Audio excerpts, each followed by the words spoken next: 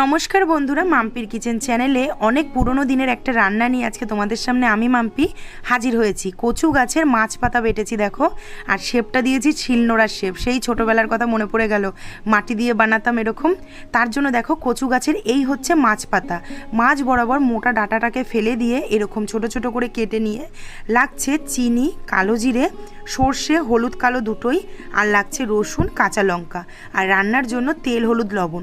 প্রথমে মিক্সারের মধ্যে কচুর ওই পাতাটা, রসুন আর কাঁচা লঙ্কা খুব সুন্দর করে পেস্ট করে নিয়ে এসে শিলে বেটে নিলাম। সর্ষে, তেল গরম করে কালো জিরে ফোড়ন দিয়ে পাতা বাটা, তার উপরে সর্ষে দিয়ে দেবো, পরিমাণ মতো লবণ এবং হলুদ দিয়ে খুব ভালো করে কষে নেব। টোটাল এখানে আমার 18 থেকে 19 মিনিট লেগেছে এইটা কষে শুকিয়ে আসতে। নামাবার আগে দিয়ে দেবো 1.5 চামচ চিনি, দিয়ে আবারও ভালো করে কষে নিয়ে নামিয়ে গরম ভাতের সাথে, যারা জানো তারা তো জানোই, অসাধারণ স্বাদ হয়। ভালো লাগলে লাইক, কমেন্ট, শেয়ার করে দিই।